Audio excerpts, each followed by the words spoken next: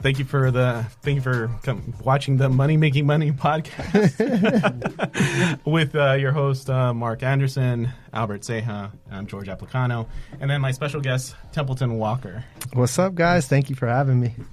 What's up? So, so a funny thing, I listened to the podcast that you were on with Steve Trang, and I got a little nugget on there, and you were like,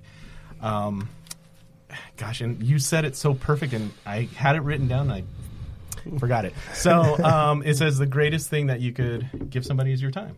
Yeah. Right? So we really appreciate you being on here, and, appreciate any knowledge or any nuggets that you can give us. And I appreciate it. Absolutely. So I appreciate you guys having me. That is one thing I've been super conscious of, being married, got 3 kids, got a lot of people pulling at me. So who I spend my time with is kind of like the greatest gift I can give them, because it really is the greatest gift I can give them. So I don't say yes to everything, and this was definitely something I wanted to do, so I appreciate you guys. Awesome. Nice. Well, thank you for being here, man. Yeah. Honestly. So you're a real estate. You started off we always start off at the beginning of of your career, how you started, what you got going, and then what kind of gave you that little arc, right, to get that motivation going. So you started off as a real estate agent, right? Real estate agent 5-6 years ago, and honestly, like, I'm from a small town, and I was kind of like the guy. And then I had all this potential, and so many people, like, I was the dude. And then you get into kind of like, I was a big fish in a small pond. Then you go out in the ocean, you're like, oh shit, I'm a little fish. Like, this is not. I think a lot of people were kind of waiting for, like, Temp, what are you going to do? Like, you've had all these gifts, and I was like 24, 25, and I had sold pretty much everything you could possibly sell, and had kind of done okay, but had never really done well. And I was selling this multi-level marketing pill. I mean, dude, this was a weird time in life. And I called my aunt, who's a realtor in Prescott, and she's real successful. And I was just like, hey, you got to buy this pill. It's going to change your body. And she's like, you're an idiot. She's like, if I pay for real estate school, will you go and pay me back on your first deal? I'm like, yeah, but you got to buy the pill because I need this 200 real quick. Is this the limitless pill? Yeah, I wish. If I had it, I'd take it. So anyway, fast forward, like my second month. So I just got loud about it. I was just like, I always teach my realtors now and anyone who asks advice, like, this could be just change the word for realtor to investor, but I'm a realtor. I'm excited about it, and I want to help you. If that's your energy and that's your message, everyone, and you tell every person you could possibly meet, you're going to go do well. So in my second or third month, friends, family, just stars aligned. I sold like 4 houses, and I made like $17,000, and I had never made. I was like, wow. Oh my God. I was like, I'm going to be a realtor. And I just took to it, right? And this is the first time I started having a lot of success since I played sports. And I'm competitive, right? And then I started to learn what other people are doing. I'm like, well, I could do that. Like, I'm going to do it better. You know what I mean? And so that sparked my drive. Fast forward. So I really took to it quickly. And within about 2 years, I was selling quite a bit. And I started Templeton Group. And then, so T Group's rolling. Yeah, how long has T Group been in existence? So I've been a realtor for 6 years, and T Group was like end of year 2. I was on a team, and I clearly remember the team leader saying, like, I was like, I want to sell 100, because I was the top salesperson on the team, and I was like a little like hustler, and I was like, I want to sell 100 homes next year. And she's like, well, why don't you sell 52? And I'm like, no, you're not hearing me. Like, I want to sell 100. And she's like, well, that's great, because I'd only sold like maybe 42 that year or something, which is really good for a regular realtor. That's really good, yeah. And I'm like, no, I'm going to sell 100. And she kept like, that was like the writing on the wall. It was like, yeah, I'm not, can you curse on this? No? Yeah, absolutely. Of course. Well, I was like, fuck this. I'm going to do this on my own. Like, if you're going to limit my dreams, then we have an issue. Like, this is not the right place for me. And the next year I sold 120 homes through a team and leverage and started growing. So that was awesome. But you're always evolving. And I realized I was really good at finding deals, but I didn't understand what I was doing. I was essentially bird dogging for people. And I was making half a point or whatever. Yeah. And then I found out people were making like $20,000, $40,000. I was like, wait, what? I made $2,500. Right. I did the same thing. So, and it only takes a couple times to learn, like, oh, I want to be on the other side of this. And then it really only takes a couple times of meeting people where you're like, oh, these are like not the sharpest tools in the shed. Like, they're just like, I can, like, in there too. I can do you know what I mean? That. So I'm like, I can do this. And then so I started wholesaling in conjunction with traditional real estate. And then I really started to see the revenue of that just far surpass traditional realtors. And traditional real estate it's one of those things, like if you're solo, you can go make real good money.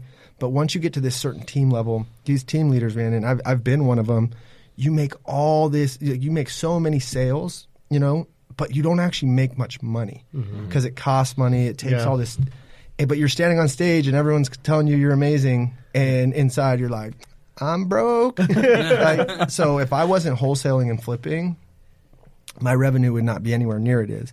But what T Group has allowed me to do is, so I realized quickly, all right, I can go make, and I have a few business coaches, and they're like really breaking down my business, and they're like, dude, you're spending 80% of your time to go earn 20% of your revenue. And that's what T Group was. So it was at a point where it either needed to go away or I needed to leverage it out. And Shauna, who started as an agent with me, just an incredible, incredible person, hardest worker I know. She just kind of naturally grew to the opportunity of leading that team. So I gave her a revenue share and said, go run it, you know? Yeah. And it was either going to go away or it was going to thrive, but that was going to be on her. And I'm going to keep being Templeton and bringing this wave of business, but I'm not necessarily going to sell much traditional real estate at all.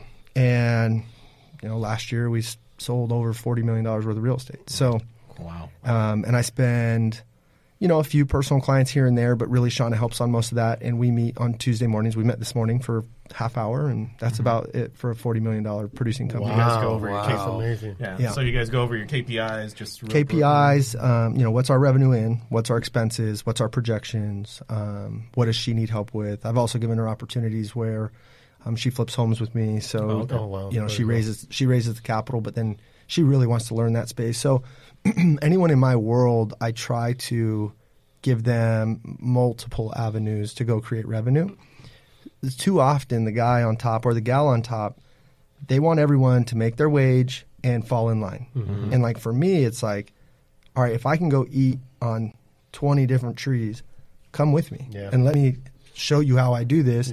Because if I'm bringing value to your world and you're going and making six figures, multiple six figures, like why would you ever leave me? Right. You know what I mean? Right. And I still have people leave my world, but I'm like the guy who's like, give me a hug. Like, who can I call to give you a reference? Like, life's too short to ever be upset. So, and it's one of those things that always circles back around, right? You know what I mean? They have to go on their journey, and then from there, usually there's always some sort of contact or some sort of assistance later on down the road when they've excelled or something like that. And for me, most of my wholesale business is predicated on relationships and referrals. So, you know, I have so many connections outside of my team that bring me business. Like, why would I ever burn a bridge because you left my team when we can continue to do business together? So that's been big. And then becoming a wholesaler, I really found out that I needed to kind of create. So T Group runs, right? Like that's a nice, profitable company. I don't make a tremendous amount of money from it, but what it does allow me to do is be a cost center for all my other businesses. My assistant runs through that company. My rent runs through that company. Shauna's making an override on every deal, so a very important person in my life is making really good money from that company. And granted, I still make money, but it doesn't need to go make a lot. But what it is it's this foundation that it's like a cost center for all my other companies. So when I go wholesale, I don't have an assistant on that company. I don't have rent on that company. I mean, and I don't even market on that company. So it's almost all profit. So I learned that these companies can be vertically integrated and be highly profitable as you get higher up that chain. And so then also with the T Group, it also, when you're actually out wholesaling, it gives you some sort of a base, right? Like you are actual real estate company. You have an actual, legitimacy. That's what I was looking for. Right? Super helpful. And for me, I struggled with wholesaling for a while because I honestly felt like I was deceiving people, or it just felt like messy to me. I was like, I don't like this feels like these aren't contractors, or and I think we all have a little bit of that inside of us if we're really being true. And like my moral filter, I believe I'm gonna meet the big guy upstairs someday and he's gonna be like, yo, why'd you do these things? So I learned very quickly, look, I'm gonna stick out like a sore thumb in a good way. I'm going to tell the truth. I'm going to give these sellers every option. I'm not gonna go in there and make them feel as if this is their only option and the home is not worth what it's worth. So I have a different approach. I'm a licensed realtor, which requires me to disclose. But I look at that as a gift because I'm like, look, Mr. and Mr. Seller, you have multiple options. And all I'm going to do is tell you what those are and let you make a decision. So let's just look at what those are. Let's walk the property, build rapport. Great. Now I'm your friend at this point. You know, sometimes people, we're so deep into conversation, they're like, are you going to buy the house? I'm like, oh, yeah, let's sign it. But what I do is just like, hey, if this property was fixed up, and I think we both agree it needs $75,000. If it was fixed up, it's worth $300 all day. And if you had commissions and everything, you'd walk with this. From our conversations, I understand that's probably not a reality, but I need you to know that that's an option. Here's our other option. I can put it on the market as is. You're going to have traditional buyers through. You're going to have commissions. You're going to have repairs. You're going to have all that stuff, and you'd net this. But it's going to look like this experience. Your other option is I could bring in a cash offer to you, and I'm going to buy it personally. But you got to understand that I'm going to go move this contract for a profit, or I'm going to flip the house for a profit. But for sure, I'm going to give you the dollar number that I tell you, and I'm going to close on this property. You have my word. Is that fine? But you got to understand, I'm going to go make money there. And all these scenarios, I make money. Either it's through agency and commission or me being the investor and being your buyer. Right. So no one can ever leave a conversation with me anymore and say, well, Temp didn't tell me. And that's how I got my mind and my heart really around wholesaling, where I was like, oh, I can do this and solve problems and operate in a high morality, where I unfortunately feel like there's a lot of guys who don't do that. And that's in any business. Yeah. So that was big for me. I don't know where I was going with all that, but I think it's an important point. Where did you, when was it you realized that since you had all these buckets that you could present to a possible seller, like when did you realize that what am I trying to say? You didn't have to say no anymore, essentially. Like there you have so many exits for this person that no's not an option. Yeah. Like I can continue saying yes to any particular scenario. I think I walked out of a few. I'm a pretty good salesperson. Like, once I meet with someone, I do one thing pretty well, and that's make friends. Everything else I'm pretty terrible at, but I just make friends. But I'd walk out of places and not have a deal. So I'd be like, everything was perfect, but I didn't show them enough options. So I did that probably 2-3 times, and I was like, oh, I wasn't just an investor in there. I was an investor and a realtor. I can wear both hats. I just need to identify to them when I'm wearing which hat and why it may or may not make sense. So as I did that, man, there's no dead lead anymore, right? Like I'll walk into a place that called for a cash offer, and I'll almost instantly say, like, why don't you want to list this? I mean, I'd love to buy it, and I'll buy it at this price, 100%, but this is really clean. If you have time and energy, and like a house I'm closing on Thursday, they're like, Temp, we know we're leaving money on the table, but we don't want to go through a traditional sales process. You're going to close. I'm giving them 2 weeks to move. I'm helping solve other problems that are more important. And what I started to find out is that money is not always the most important driver for people. So convenience oftentimes is a huge driver. So man, I'm able to lay my head down every night now and feel really good about what I'm doing. And I think being a licensed agent helped me do that because it forced me to disclose. And really, I wanted that disclosure because just like naturally, I want to be a great human being. That leads back to that question about like, how does that agency actually help me? And I use a standard AAR contract. I always point that out. Like, hey guys, I'm a licensed agent. Like, this is a state contract. This isn't on like a one-page napkin sort of deal like a lot of guys are going to see. Now that I'm in a much stronger financial position, I always go in and offer like high earnest money, hard earnest money. Like, there's ways. This is such a popular thing now. You got to kind of really go in and like play a little bit of bully ball with the smaller guys and be like, you ain't going to put up 20 G's. But I will. If it's a deal, I'll put up 20. So it's been good to evolve, but also then to help other guys. So like what I do is a lot of smaller wholesalers or people who don't necessarily know exactly what they're doing yet, they'll bring me their deals, and I go move them on and I split with them whatever I make. And I thought that was interesting too. In the last podcast I listened to that you were on, so run me through that, right? So if somebody brings you a deal, you automatically, there was like a $10,000, like as an example, right? There was a $10,000 spread, assignment fee or whatever. And then if you dispo, they ended up getting something on it. Or that was, I don't know if that was a previous model. Or... So no, I have two different ways. I ask you, what do you want out of this? Like, do you want me to pay you a fee? And if I can reach that fee, I'm happy to pay you. And then whatever I go earn is mine. Or do you want me to move it on from where you have it at, and we'll split whatever that is? Like you tell me what you want, and I'll try to make it work. So that's essentially what I do. So what I've learned is a ton of real estate agents don't actually know what they're doing. You know, Right. quite frankly. No, it's So, which is not a bad thing. I mean, but just so many realtors are just not versed in the investment world. So, I call and prospect them and say, hey, I'm your cash buyer. If you ever need anything, let me know. I'll let you double in the commission, or I'll share my fee with you, whatever I earn. So I used to get maybe 20 to 30 leads a day. Anymore, I don't. I probably get like 10 to 15, just because so many people are doing this, and a lot of people are trying to run a similar model, which, quite frankly, I've taught a lot of people, which I don't, I'm happy to do.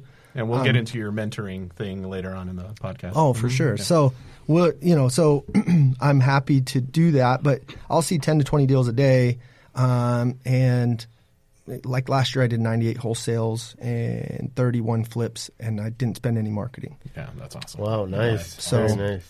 So I have a smaller assignment. Like my average assignment's like 16 or something, but I'm splitting it every time. Yeah. But if I'm collecting 8 of that, I'm no marketing. Like Yeah, my, nothing. and my Yeah, net it's is just like, profit. I mean, it's a lot of money. So- Yeah.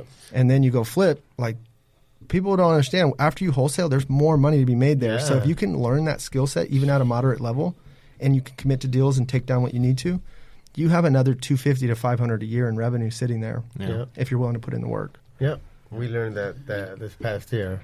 And we wholesaled a property to you, the duplex in Chandler. Yeah. So we did that. That's when we started. And then now this year and last year, we started doing the flips as well. But there's income there. I wanted to own that duplex, but it made sense. I ended up taking it down, listing it, and working out some of the Section 8 stuff. Oh, really? Nice. Right Yeah. on. So I think I moved it on at like 275. Yeah. So I mean, Awesome. but to take it down and to go I don't know that I made a tremendous amount of money. I mean, I know I made money, but it's nice to be able to do that and pay for that deal and still go make some. Right, Yeah, exactly. And the funny exactly. thing is that the collaboration that we have here in Arizona, amazing group of wholesalers, amazing group of real estate investors. Yeah. In that transaction, we all made money. Yep. And No one's upset about no it. one's upset No about one's it, right? exactly. Because it was Keegley, right. you guys, we did. The house I just bought this morning, like the guy sent it to me as our first deal together. I go, hey, this is how it works. I'm committed to this number. I will buy it. Do you? And he told me what he's making. He's going to make 10. I go, perfect. Do you want me to move it on and we'll share the total spread, or do you want me to pay you your 10? But I need you to understand, I'm going to go try to market this and wholesale it. If I can't, I'll close on it. Is that fair? And that way no one's ever feeling like, oh, you're just daisy chaining my stuff. Right. Yeah. Like I'm telling you what I'm doing Right. with the caveat of, hey, I'll close though. So let me go try to do what I can do and make a quick assignment. But if I can't, I'll close and I'll take it on like a big boy. Yeah. Yep.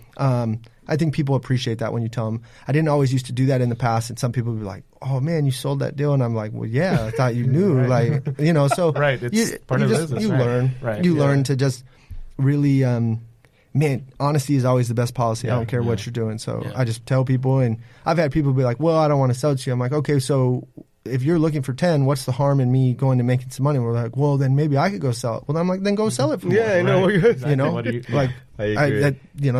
that's Yeah. up to you. So it's your deal. You're controlling it. Like you're in the driver's seat, bro. But as soon as you assign it to me, I'm in the driver's seat. Yep. And That's you need right. to understand what I'm going to try to do. Yep. Right. Oh yeah. That's Yeah. Like the same as the deal that we got yesterday. That's what we're doing. I mean, that doesn't have a close for 30 days. So we got it. We're gonna assign it. If we don't, we're gonna take it down ourselves and flip it. Nice. It's got a good spread on it. 10p. Let me see it. Yeah, I think I'll I just send saw it it to go you. out. I think I saw it go out. Right. Right. Yeah, I haven't underwritten it yet. No. What stuff is like? That's one thing that's weird about me too. Is I don't have a list. I don't like do. I just when I get deals, I got my 15, 20 guys that I know will buy, and I just. I actually suck at selling properties, but I But using the wholesale 98 properties, that's not bad. no, I mean I know I always kind of I know. downplay that, but I don't know. I just have my kind of way about it. You know your because- buyers, right? Yeah, I know my buyers, and I just know a deal. Like I guess I can kind of see it. Yeah, like I'm yeah. like I know this works. I know who could probably take it, Yeah. and I just move it on like that because. When you blast it out, you might be able to go get some more, but then this end buyer, are they a real buyer? And then Yeah, they get all that's it. sketchy at Right. the end. I just don't even want to play in that world. Yeah. Yeah. So speaking of the Tempe property, right? So we got it backed up onto the freeway. Now you had said that you had made a mistake on a property that was backed up to a freeway. Yeah. So anyway, I don't want to see that deal anymore. No, just kidding. No, I'm kidding. Yeah, dude, I bought one right on the freeway. Juicy spread. Tried to flip it. Couldn't flip it. Lost a bunch of money. Took it down. Turned it into an Airbnb. Right. You got to always have multiple exits. I salvaged it. Right. Like I did what I needed to do for about a year, and then I went and moved it on. And at the end of the day, I probably lost some money. I made most of it back, but it was just like such an enlightening experience to like have the comps, have a beautiful product, and have a house that can't sell. Oh, Right. wow. Yeah. And I'm like, yo, it's fucking dope. Like, buy it. Right. And, like, and it was right next to that giant wall, so like the sound, like, You can't hear anything. I'm not a Right. scientist, but it like jumped over my house. So I'm like, okay, like it's pretty quiet. And I couldn't sell it, and I'd just be sitting there like, I'm like flipping like 10 homes right now. And one in Sun City right now, bro. It's not selling. And every sign says point, like this should sell, and it's not. And I'm just like, this motherfucker. So it's just, it's Right. So anyway, I'm closing on one on Thursday that's a little bit close to a freeway, but it's not on it. Okay. And I have it nice. It's the one I told you where they're like temp. We're happy to make less. We just want out. So I'm not going to even wholesale that one because I think it's going to be a really great flip. But I don't know, directly on a freeway anymore. Yeah. It All right, sketches me now you out. scared us. But our caveat is that it's not directly on a freeway, but it is really, it backs it up. yeah. Backs it up. There's a space Yeah. where the trucks go. It's Tempe. It's in Tempe. Too. One, it's Tempe, and two is It's a nice area. it's near ASU. Near So, ASU. so even But if you have it at the right dollar amount, and then like worst thing is, oh shit, I forgot I'm supposed to be somewhere at 12:30. Let me tell him I'm not going to be there real quick. That just reminded me. no Oh my worries, god. Sorry guys, I No, forgot. no I was supposed to worries. walk a property, and I fucking. Bro. No worries. So when I first started in real estate, so we have the same kind of business model as you do, right? We give the sellers everything. Obviously, Albert's a licensed real estate agent, so is Mark, all right. And when I first started in wholesaling, I knew that a lot of investors out there weren't doing the justice for their customers, right? They weren't, right? So one of the first investors that I worked with was a direct mail. All they did was direct mail. That was it. No, it was prior to the RVMs and the text blasts and all that stuff. So what happened was that they would send out $10,000 worth of direct mail, 30,000 flyers or something like that. They would get phone calls back. And through those phone calls, and granted, the investors were licensed. One of them was a licensed real estate agent, that's right. right? Yeah. And I would see that from 95% of those calls, those people wanted to sell their home Retail. at retail. Retail. I would bring this to their investors, and I would be like, "Hey, this is a listing. Do you want this?" And they were like, "No." Well, can we refer it out? No. Okay. Well. So why are we not? Right. Why are we not? We're looking for that 1% so that we can convert that wholesale deal. And I'm like, well, wait a second. The mindset's not right. Right. And so that's how when I started off. And so when I realized that, I was like, okay, well, I need a partnership. And obviously, I don't have my license yet, but I needed to partner up with somebody, and that's how we created the same business model that you have. So I have earlier this year, or not 3 months ago, buddy Blake, he's an awesome dude. We tried to create somewhat of a partnership because I'm never going to be the guy that builds out like a Podio system and a texting system, and like my brain doesn't work that way. Yeah. So I'm like, look, I have this great model that feeds us really well at zero cost. If I take some of that revenue and go put it into here and support you financially, and we can go grow this and we can create revenue there, eventually that's going to like supersede what I'm doing, and because at the end of the day, in 3 years, hopefully I'm not still saying, hey, send me your deals. I mean, hopefully I mean, it's a great model, but it's not scalable.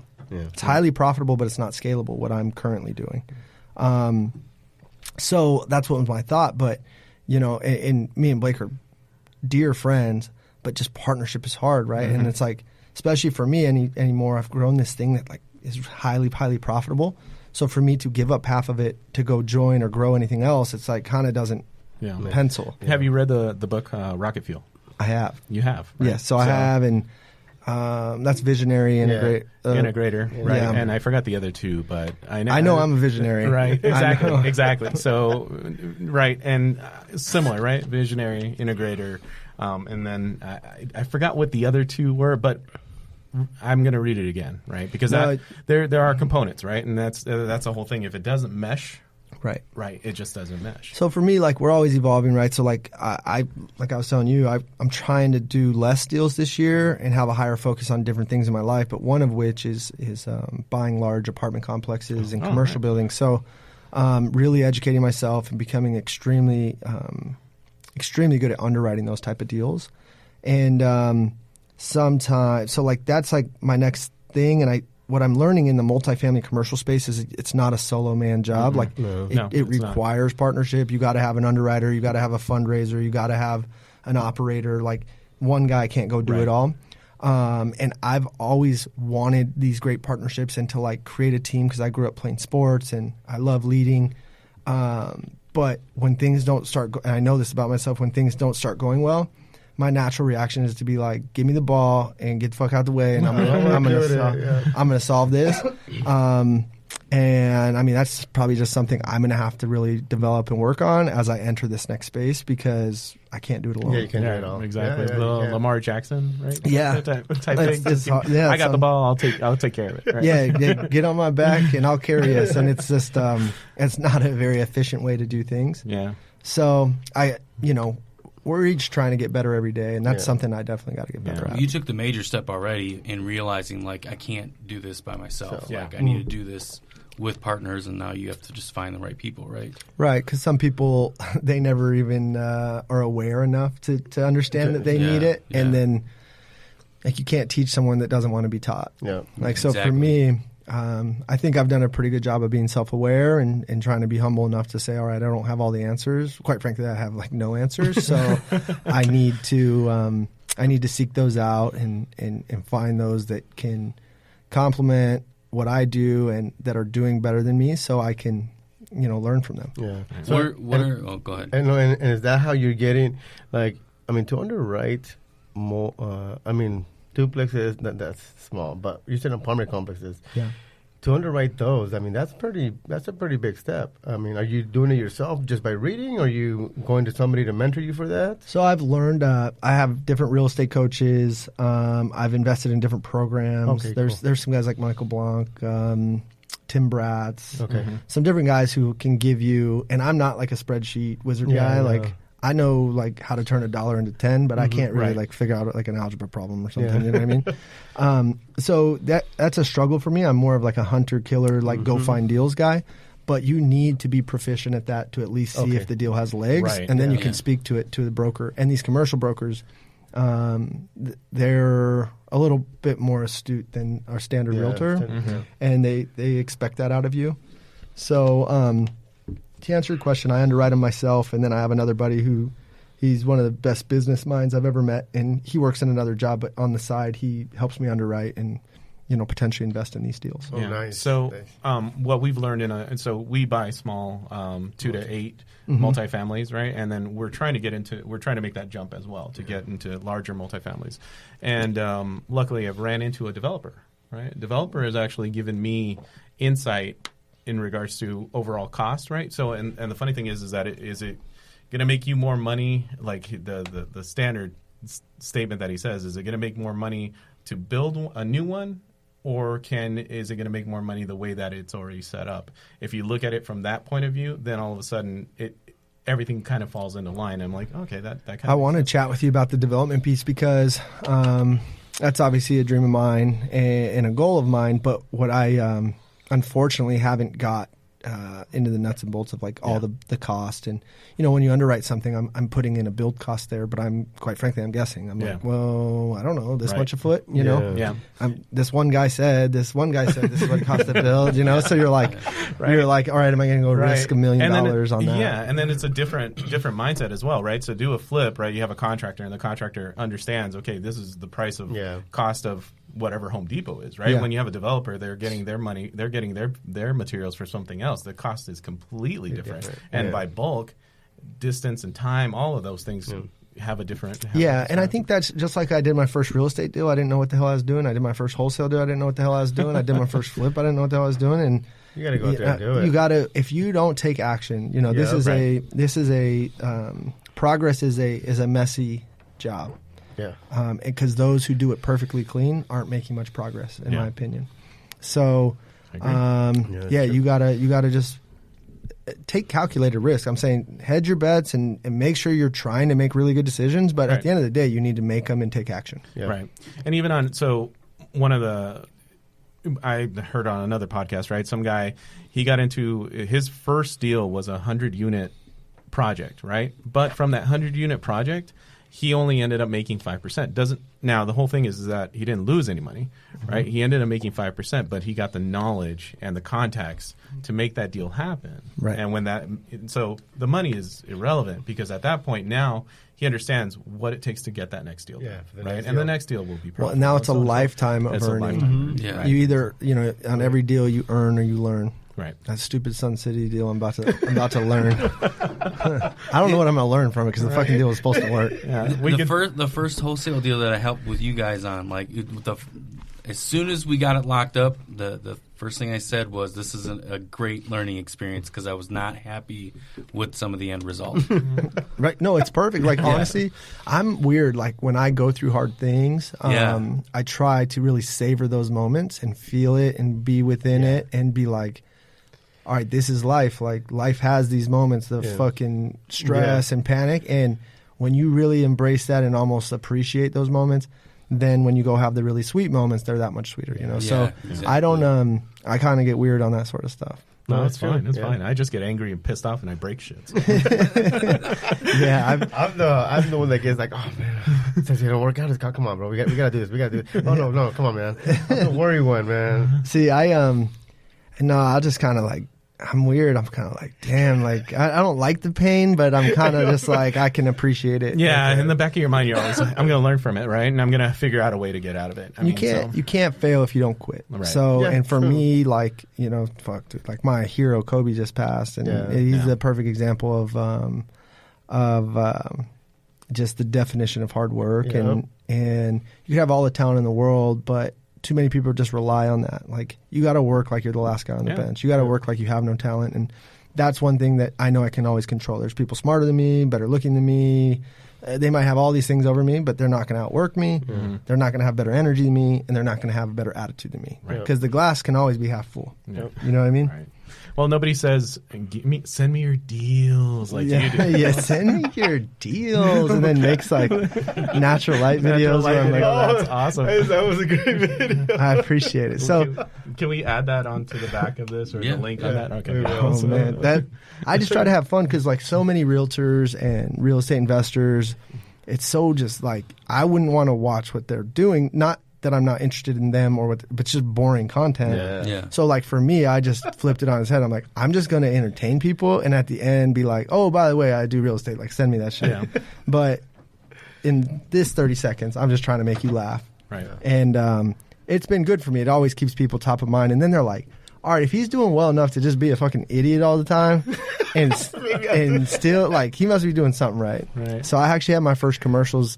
So I don't spend money on marketing, right? But I feel like the industry's all zigging one way with text and everything, and that definitely works. Mm-hmm. But that's just not something I'm going to build out. So I'm trying to zag, and I'll have commercials hitting TV next month. And, all right. Oh, nice. Some different, and I have the revenue to kind of support that. So like TV or like streaming services? No, like TV. Like, nice. Be on Channel 7, KZA TV. Oh, really? Okay. Yeah. All right, right on. So, so just, just trying, when everyone's swimming in one pool, I always want to try to swim in the other one. Yeah.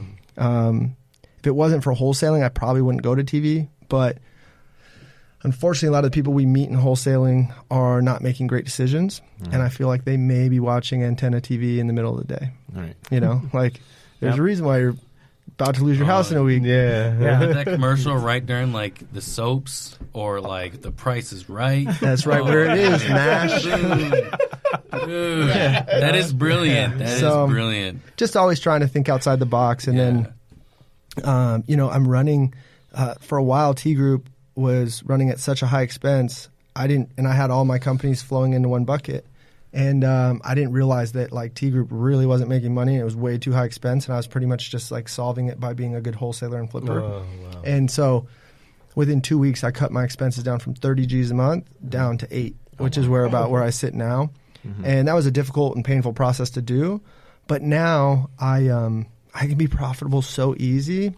And I live really modestly, or I try to, and then I take all my extra money and I buy assets that cash flow. So that cash flow, right? Exactly. Yeah. So when you were doing that, did you have a CPA that did your KPI? I mean, like how did you? One, what gave you the inclination that something's running too high? And then two, I didn't have no money. That was the inclination. He's looking at his bank account. I was broke. You're like, wait, how's this negative? Wait, I did 40 deals and I'm at negative. What? Wait, so 80 came in and I got 8. What happened? Right. You know, and I was buying too many houses, like for hold. Oh, you over leveraged. Okay. Yeah, right. I was equity rich and cash poor. I got it. But I didn't sell any of that off. I was like, hey, this too shall pass. I'm going to figure it out. I'm going to lower expenses, but I'm not going to sell these assets I worked so hard to create. Okay. So like every month, like you can go put 40 into a condo and hold it if you're making 80. You know, but like when you're not netting that and you're putting it out every month, you're like, Yeah. And I had committed to a few deals that I wanted right there at the end, and they kind of really put me into a jam. I was like, damn, like I'm legit broke. Like I got it, but I bought like 8 homes. But on paper, you're like, oh yeah, you know, you're you're millions, right? Yeah, you look at your net and you're like, oh, I'm a millionaire, but I have no money. Yeah. Like this sucks. Yeah. So that description, I don't even like being, you know, that's not even me. Like, you don't feel that way, you know. Yeah. What is powerful though, and it's finally started to take place in my life, is those passive income assets pay for my life. So, Nice. I can't live large on it, but I can feed my kids, pay my bills, live my life, and without working. Right. Yeah, and that peace of mind is awesome. invaluable, right? It is, but I'm a weirdo. Even that doesn't feel secure enough. I'm like, we need more. What if somebody doesn't make the rent payment, right? Yeah, you just like, I don't know what it will take for me to ever feel like completely secure, but I don't think it's going to happen. Like, my wife was like, well, what are you going to do tomorrow? I was like, I'm going to go do a deal. Like, I don't know what else. Like, what else do I do? Like, send me your deals. Do you your deals? Do you have like on a monthly basis on how many houses you're going to buy only, and that's it, or like your limits, or have limits on what? Yeah, I try to not, like, honestly, I'm flipping too many houses right now.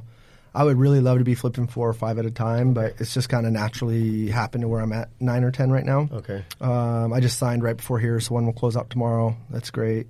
2 are about to hit market right here in Mesa. I just filmed a Facebook Live trying to pre-sell one of them right next to here. Oh, okay. So if anyone has a buyer in Mesa under 300, 4-bedroom, 2-bath. All right. So anyway, where were we heading with this? No, I was just saying. Do I have a plan? Yeah. Yeah. So on a monthly. No, I just look at my expenses. Okay. Like it cost me about $8-9 grand to live my life, and my business cost me about $8-9 grand. Okay. So for me, I just, you know I need to go do at least that. Okay. And I'm living, and my business is running. Anything in addition to that, I'm profitable. I read a book called Profit First. So now I got a little aggressive with it, and I was like, hey, half of everything that comes in right? will not be mine. So I've been doing that, and I have saved more personal savings than I've ever saved, and it's been awesome. My business accounts are a little low, and I'm like, oh God, but I got a little too aggressive with the half probably, but I'm like not going to break. Right. Yeah. So, and that's the thing, right? The Profit First is a great book, right? But then you're going, well, wait a second. I have half. The business has half. And how do you keep those in those buckets? So that how is it not the dedication, the discipline to make sure that those stay in those buckets. And it's like, you know what I mean? You'd be like, I got this bill coming, but I have the money, but so you're not broke, but you feel broke, right? Yeah. And that's a great feeling. Like right now, I'm broke, but I'm not. You know, like I'm sitting in a really good spot, Templeton. Yeah. But the businesses, they really need some deals to close. Okay. So like I had payroll yesterday, and I had to like shift one to the other, and I'm like, I'm like, oh, babe, no, I didn't shift out of the savings, right? I will not do that, right? Okay. I mean, I guess if I had to, I would, but like I had to get creative because I have like 3 or 4 companies. So I'm like, oh, damn, like this payroll's about to hit. And, you know, you have this fat account, but it ain't yours. Yeah, it ain't right. the, It's like, not the, your- right, the exactly. business doesn't, that's not the business's, that's mine. Right. So that's been kind of a fun discipline to learn and kind of play that game. Yeah. Because normally all that would be in the accounts.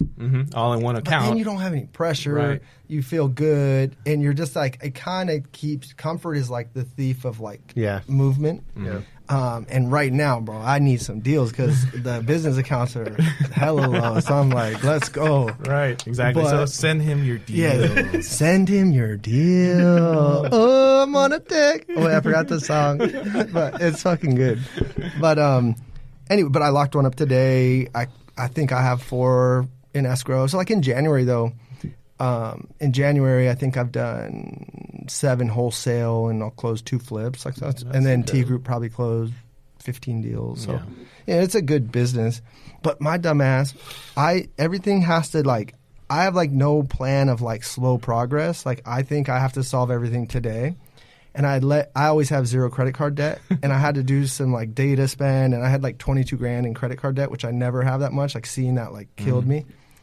And I had closed some stuff, so that should be in those business accounts right now. And I one night, like right before bed, like just like really without thinking, I was like paid it off. So I paid off 22 grand in debt in like 10 minutes. I was like felt good for a minute, and then I was like, damn, like I kind of need that cash. Like, Why did I do that? Yeah. And then I locked up all my credit cards. Like I don't want them. Like right. So I'm like living on no credit cards. I have no cash. I'm like, damn. I feel like I'm 19 again. Like struggling. But sometimes you need that, right? You need that because then all of a sudden the mind starts working creatively, right? And then, Bro, right. I'm hungry right Right. now. But And it's funny because you're like set, Right. but you're not. But, right, And it's exactly. like, but if you can play the game that way, it's like fun, you know? Right. So I need deals like, and if it had to, I'd just like break, I guess, and like move money over. But like, that's I'm not the, gonna, that's not the idea. point. Yeah. Exactly. or like use a credit card again, but Yeah. I'm trying not to. That's So cheating.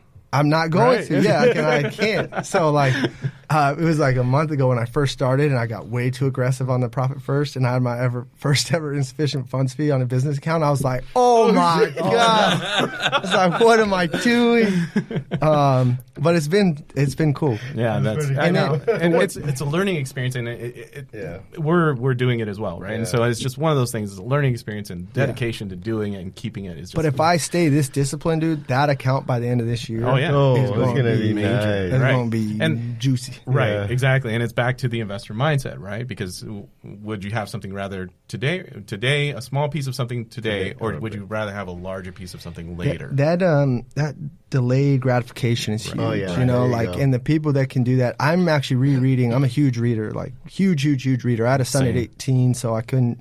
I gave up my basketball scholarship, started working, and I was like, all right, if I'm not going to go to school, which was always my plan, I'm going to turn my car into like the University of Templeton.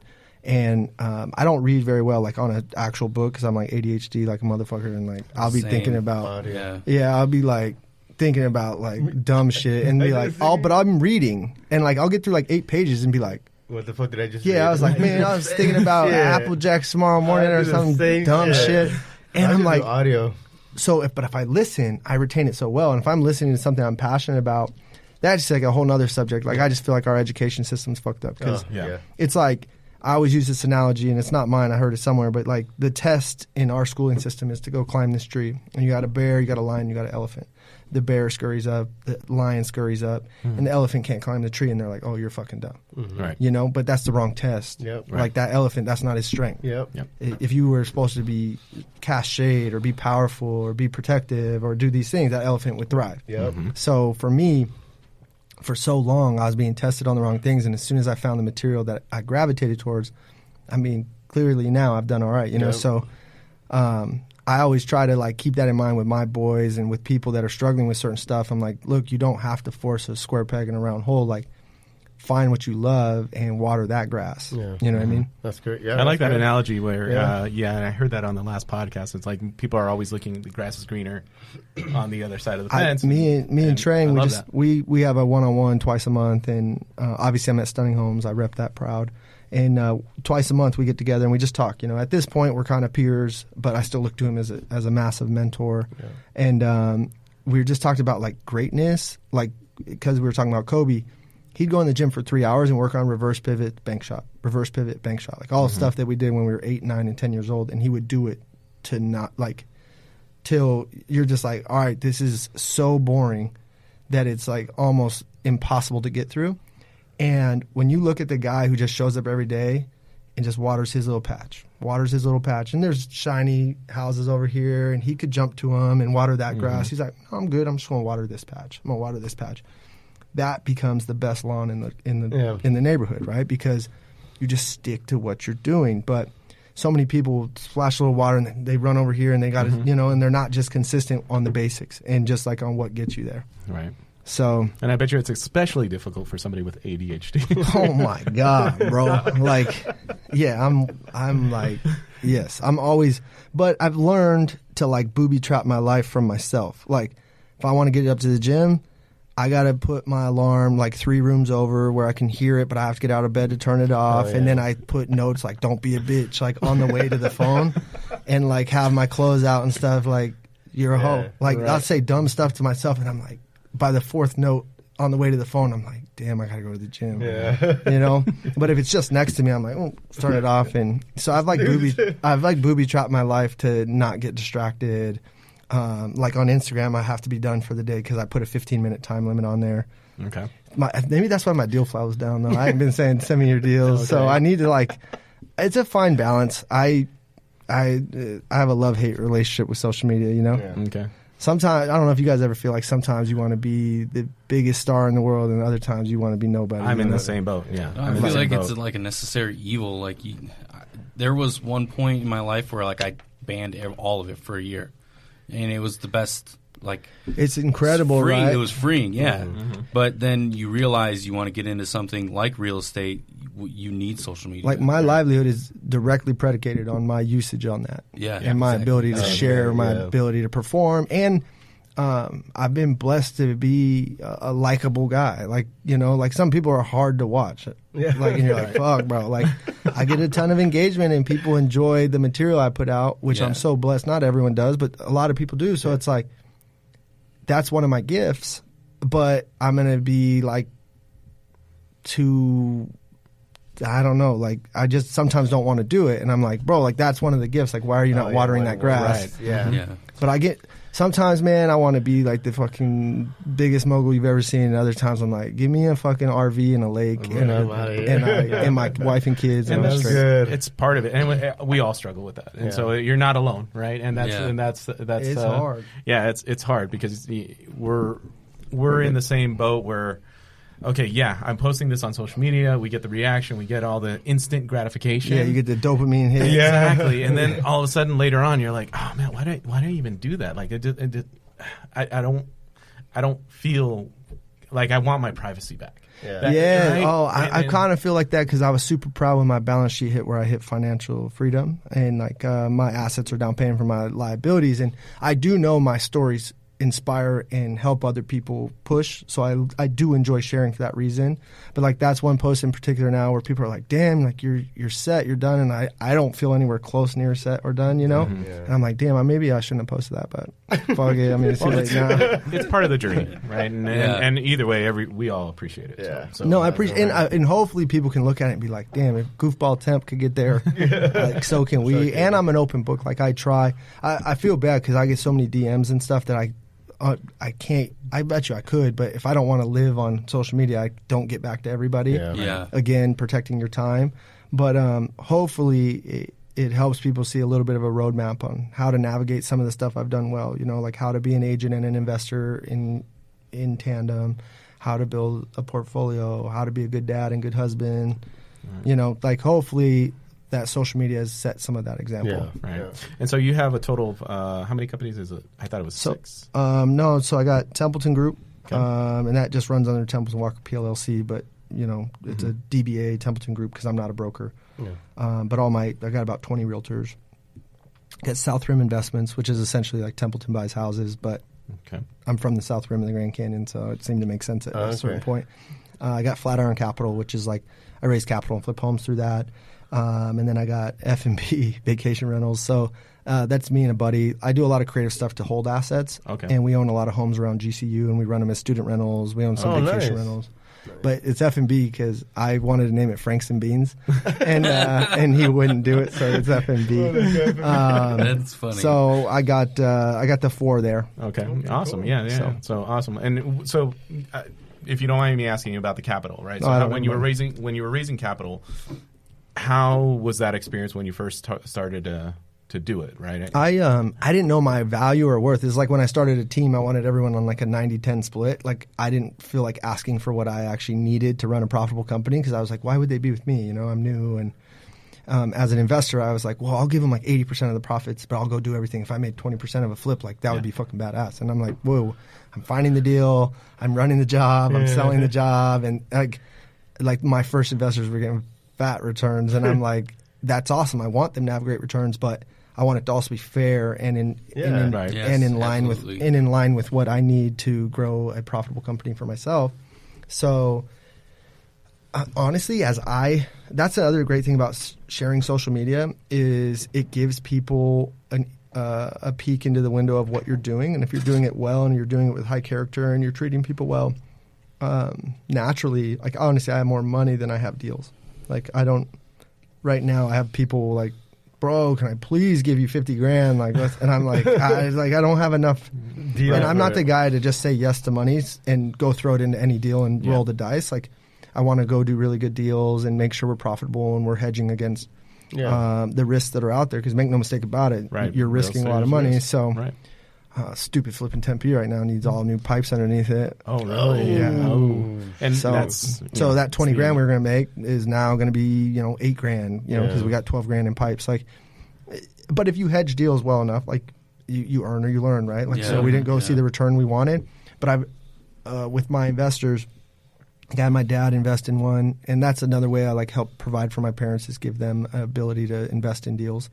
So like tomorrow, my dad he gave me 12 on a little deal, and we're making like 15, so he'll make 7 in 2 months. Exactly. That's so awesome. Like to do that for your parents at school. But that's really long story short, I bought another house because if I say I'm going to buy it, I'm going to buy it. So I unfortunately buy a lot of homes I don't want. But I bought this one. I'm fucking dumb, but it's from a big dude, so I didn't want to fuck that up. So I'm like, damn. And I walked in and. Long story short, after a long process of trying to sell it, I lost $9 grand, and my dad had put his money into that. He got all his money back, and I took the $9 grand loss. Right? Okay. Probably gonna have to do that on fucking 105th and Sun City right now, but my dad's not gonna lose his money. I'm not letting that happen. Right. And I'm in a financial position where if I need to, I'll absorb that loss, and my investor will be made whole. And that's why I have a line of investors waiting to give me money because there's no sure thing. I'm sure there's situations that could arise where I couldn't cover everything. But I've never even been close to anything like that, and I've never because you hedge, right? You hedge on your price and certain things. You know this market. Yeah, I'm pretty good at it. So the property in Sun City, just possible solutions, right? You can't do lease options or anything like that. Anything? I have hard money on it. I have pretty expensive hard money on it. It's a 55+ community, and you can't rent. So like I can't really take it down and put a renter in there. I could. Pace had mentioned that in any 55 plus community, there's always a 10% of the variance of like who can live in there. And so then that allows for people that are under 55. So it looks like I'm moving to Sun City. No, I'll probably just lose the $5 grand, whatever I'm going to lose, and just fuck it. I mean, I look at it like a net. Right? Yeah, like if I close this year, I want to. Instead of 98 deals, I want to do 65 wholesales and I want to do 30 flips, which was about what last year was. I was going to try to do 100, but that's way too hard. Not that I couldn't do it, but like I'm not willing to put in the risk and time that's required. Right, because that's sometimes you got to be honest with yourself, right? Things, right? Yeah. So 30 and then T group, everything like that, I net exactly what I need to net, which is quite a bit of money, and I'm happy. So, but when you look at that, let's just say 10%. Let's say 3 of my deals don't hit what they needed to, or they even lose. The other 27, your net is solid. Right. So I once had a mentor tell me, because I thought I was like the beast listing agent. I was like, I never lost a listing. And he's like, because you don't go on enough. Like, if you start going on more stuff, you're not going to get every one. You know what I mean? So whenever there's an investor like, I've never lost money, I'm like, well, because you ain't doing shit. Because, you know, people lose. Like, they, I mean, it happens, yeah. But it's how you act it's how you handle those situations and the way you treat the people that decided to invest with you that shows your true character. Right. Your reaction to the and then the send me your deals. Like, there's not exactly a great way for people to track whether I move that on and make money or not. But like, my heart, my integrity. Like, if you know who I am, like, you're getting paid. Yeah. I got a guy send me a FSBO picture once. He completely forgot about it. I moved it on for $20,000. I call him like 15 days later. I was like, hey man, I got $10,000 for you. And he's like, what? And I was like, yeah, I moved that deal on. All he did was send me a picture of a sign. Wow. I cultivated the lead. I called it. I did everything. But that's the commitment I've made to myself. Like, I could have easily not told him at all. Yeah. Or been like, hey, I made $4,000. Here's $2,000. Yeah. You know, but like, I feel like when you do that, the world knows, God knows, karma knows. Yep. And Jamil taught me that. Like, I mean, I already operated that way, but he told me that, like, you know, when you put that energy into you, it's in you, right? So if my energy is to shortchange you guys and to lie and to be deceitful, then that starts to become who I am. Yeah. And that's just not something I'm willing to be. So, Awesome. Yeah. And like, you got to think about it. That person gave me the opportunity to go make $10,000. Like, I should be saying thank you to them and being so proud to give them that check. But fucking human beings are all like, whoa, let me get 16. Right. You know, it's like, well, you and it's the mindset, right? That's the whole thing. It's the mindset. And here's the thing. Next time, they'll send it over to you. Yeah, exactly. That's why so many people, like, always send me their stuff, which I'm so grateful for. And that's how I've created a nice business. And, you know, I don't need to go do these commercials or anything like that. And I know every month I can go do 6, 8, 10 deals and be just fine. And I have faith in that. So that's come from treating people well. Yeah, absolutely. All right. Well, on that, we'll wrap it up. Good? I appreciate you guys. No, thanks, Where can we find you on social media? So at Tempe Walker on Instagram. I mean, you're everywhere. But. At Tempe Walker on Instagram, Templeton Walker on Facebook, and soon. No, that's just the two. Like, just for now. There's so much, you know. Like, right, people are like, "Oh, TikTok's the next thing." I'm like, I ain't fucking with TikTok. Like, I don't know. Like, maybe I get left in the dust. Maybe we should do one right now after this. But if my assets are paying me enough, it ain't gonna matter. Like, I don't need to TikTok nothing. Right. So, as long as I'm getting 25 a month passive, yeah. I mean, it's great. It's fun. That's but fun. Yeah. When you start to feel like obligated to it, like, it's kind of owning you. That's why I like put restrictions. Sometimes I'm like in it, and I'm like, so sorry. Yeah. I got to roll in a minute. Yeah, I'm like, so like, it starts to control you, and I hate. I don't want anything to control me other than God. So it's like, and my wife, I love her. No, I don't want her to, but she's dope. But I do what she says, because typically she's like, she's right. I'd be dead without her. She keeps me in line.